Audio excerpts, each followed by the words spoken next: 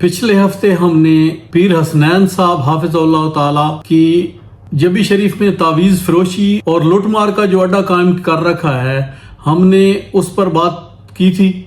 बहुत कुछ कवर हो गया था, लेकिन कुछ लोगों के सवालात फिर आ गए, जिसका मजबूरन आज हम जवाब देने लगे हैं। अंधी अकीदत एक खतरनाक नफ्सियाती मर्ज है जो पत्थर को माबूद, बंदों को खुदा, जो दीन फिरोशों को आलिम और तावीज फिरोशी करने वाले ठगों को रूहानी पेशवा बना देती है, और ये लुटेरे आपका इस्तेसाल करते हैं। आप लोगों को एक गलतफहमी हो गई है कि इस्लाम में शायद पीर या मुर्शिद का होना इंतहाई जरूरी है, इसके बगैर दीन मुकम्मल नहीं होगा। इन्होंने कुछ ऐसी गलतफहमी फैला रखी है कि जिसका पीर नहीं होगा उसका पीर शैतान है। ये एक नंबर का बकवास है इन हरामखोरों का। अल्लाह के रसूल पे जो कुरान नाजिल हुआ और दीन मोहम्मदी में और शरीयत मोहम्मदी में ऐसा कोई नजरिया नहीं है।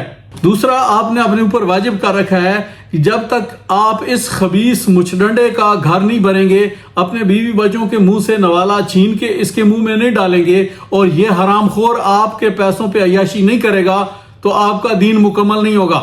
ये सच इतना कड़वा होता है कि मैं इनकी पूछल पे पांव रखता हूं और चीखें तिले वाले खुसे की निकल जाती हैं। ये भौंकने के लिए भी किसी और का मुंह इस्तेमाल करते हैं।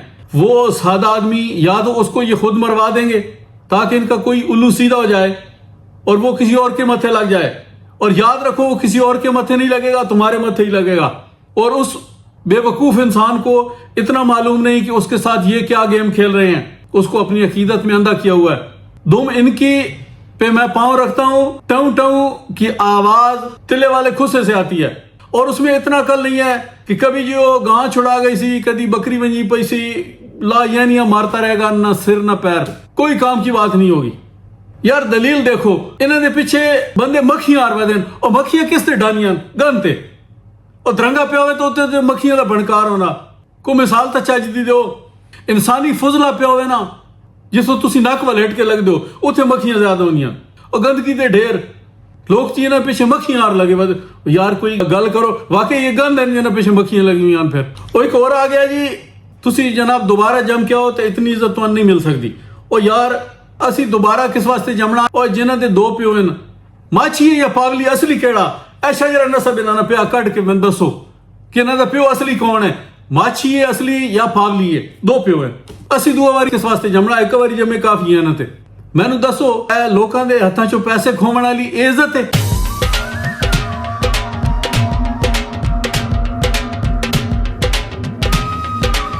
गरीबां दा खून पी के इज्जत हासिल होनी, लख लानत है जे इज्जत है। मैंने वीडियो जूती विखावना मुनासिब नहीं, लेकिन मैं जूती विखा दे मां के इजे इज्जत है। असी जूती मरे ने लानत भेजने 100 दफा, इजे इज्जत है। इजे इज्जत कंजरियां भी स्टेज ते डांस करन वालियां और फिल्मां दे विच काम करन वालियां बड़े फखर नाल आदियां जी। लोग बहुत प्यार करते हैं जी, अल्लाह ने बड़ी इज्जत दिया है। जी उत्ते नोट सटे ने पर नाल वेखो कंजरियां ते इंज सटे ने पर, खुसरे ते लोग नोट सटे ने।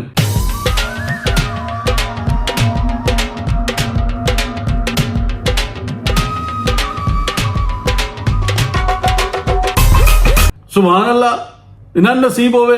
साड़ी तरफों लख लानत जे इज्जत है, खला जे इज्जत है, 100 बुझा जे इज्जत है, जेड़ी गरीबां दा खून पीवे। बने मंग के बड़ी इज्जत है। लोकां नूं 2-2 हज़ार दी एक टाफी बेचना बड़ी इज्जत है। नहीं बेचे ना इत्थे आके टाफियां, एक कट्टे दियां बोटियां ते शोरा बेचना बड़ी इज्जत है। आका अलैहिस्सलातु वस्सलाम दा फरमान तो है कि जो आप अपने लिए पसंद करते हैं, अपने भाई के लिए वो पसंद करें।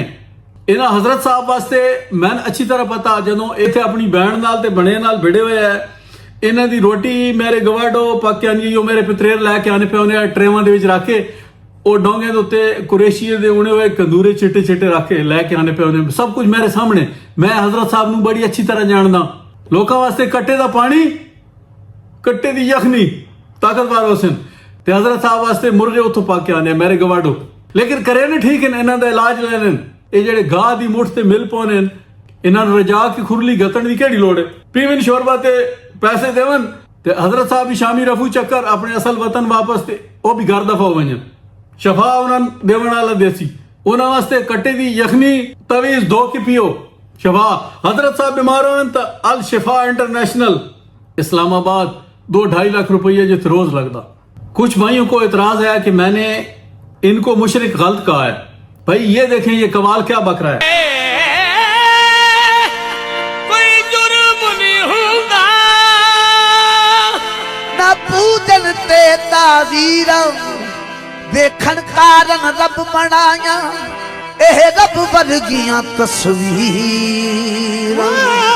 ओ खुदा हुजूर अलैहिस्सलातु वस्सलाम के अलावा किसी ने नहीं देखा, किसी नबी ने भी नहीं देखा। जब भी शरीफ वाले हो ए तुहाडे 3 खुदा वेख लो, ए बैठे ने माछी खुदा जम पैन वेख लो। इकबाल नहीं बकवास कर रहा।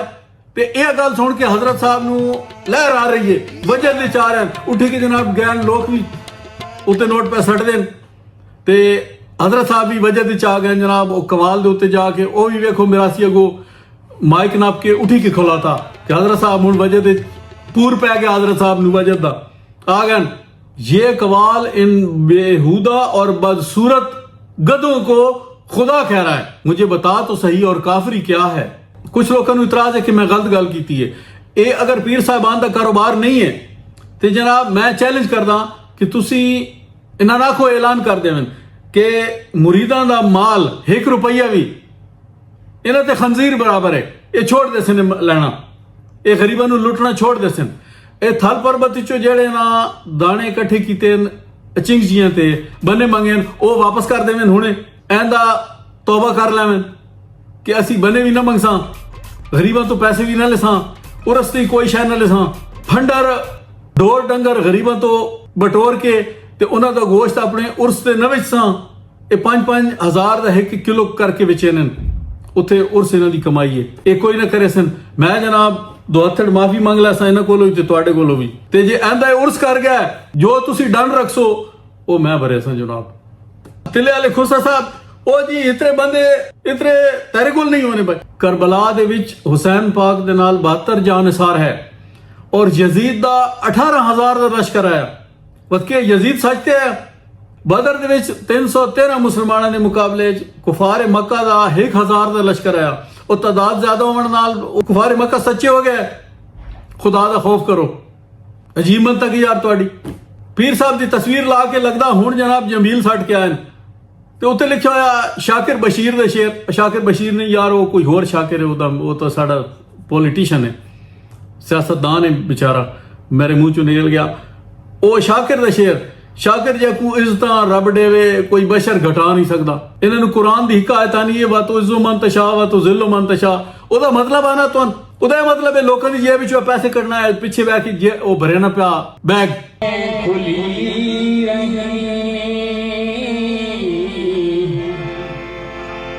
आदत जो पड़ गई थी तेरे इंतजार की।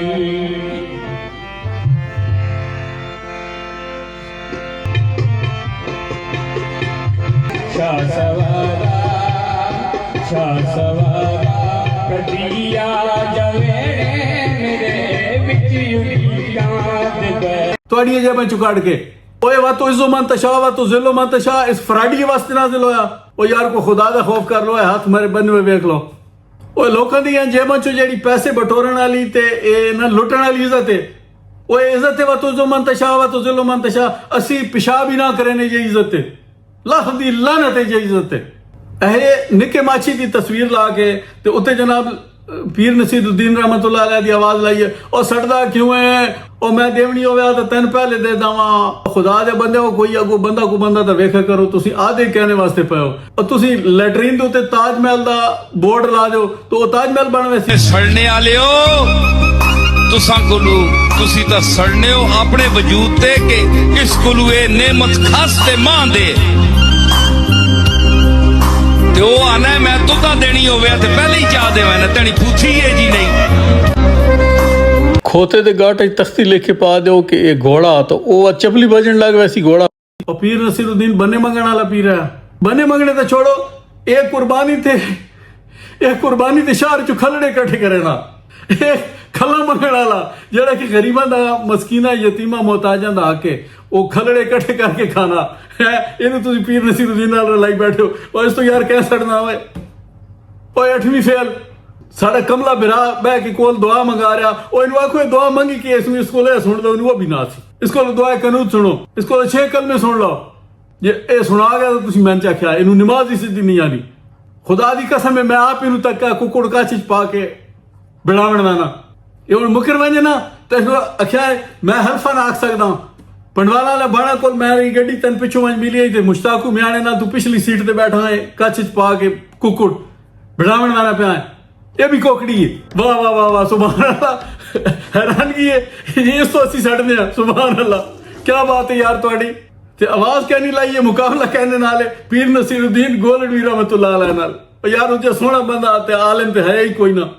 ये उनकी जुती बराबर भी नहीं ये माछी हो सैयदजादा वो हसबी नसबी उदा हसब नसब सैयदना इमाम हसन और इमाम हुसैन तक साबित है इन्हां अतरा बटे देख लो यार बात आखो हसदा पे आए और मेरा ख्याल है तुसी ए खुद इन्हां दी बेइज्जती कर रहे हो इन्हां तुसा जूर बनाया होर शायद ये कोना कोई इल्मी दलील हिक भी नहीं तुहाडे कोल किसी गल दा रद्द कोई नहीं तुहाडे कोल और तुसा जनाब इन्होंने वो मीनारे पाकिस्तान गुरुद्वारा में अनुवादा वो ला के जनाब उच्चा रोजा पीरा तेरा नाल तुसी के मिरासियां दी कवालियां ला देनो यार को करन वाला काम करो यार कोई गल कोई को लालपात दी कीती करो ये गल्लां करन वालियां मक्खियां दी मिसालां तिल्ले वाले खुसे कोलो वाह भाई वाह बड़े तर्जमान तुसा पैदा कीते और साडा तुहाडे ते बहस करन नहीं हासा निकलवाना लेकिन असीं छोड़े ना लगे तुहाडी कबर ताई तुहाडा पेछा करसां है खलड़ियां कट्ठियां करने वाला पीर नसीरुद्दीन नाल मिलाई के लो यार वो अल्लाह ही रहम करे तुहाडे ते भी ते साडे ते ते साडे शहर ते अल्लाह रहम करे इन्हां अल्लाह हिदायत देवे इन्हां अल्लाह तौहीद दी दौलत तो माला माल करे अल्लाह इन्हां अपने गैब दे खजाने चो रिज़्क अता फरमाए जेड़ा अपने अपनी औलाद ते और बीवी बच्चे ते खर्च करें इन्हां खबीसन उन्हें देवन तुहाडी हक हलाल दी कमाई इन्हां दी अयाशियां और इन्हां दी ज़नाकारी ते खर्च हो रहा ये जुए खेड रहे तुहानू इल्म नहीं अज तुहान इन्होंने उर्सन के बारे होर इंशाअल्लाह काफी सारी मालूमात देसा अगली दफा इंशाअल्लाह तवीज़ां दा अड्डा जेवरात चोर पीरनी दी दोबारा वारी आ गई है दूआ अड्डा होवे उस तो बाद अगले दी भी इंशाअल्लाह वारी आसी इंशाअल्लाह सारे नूं नंगा करसा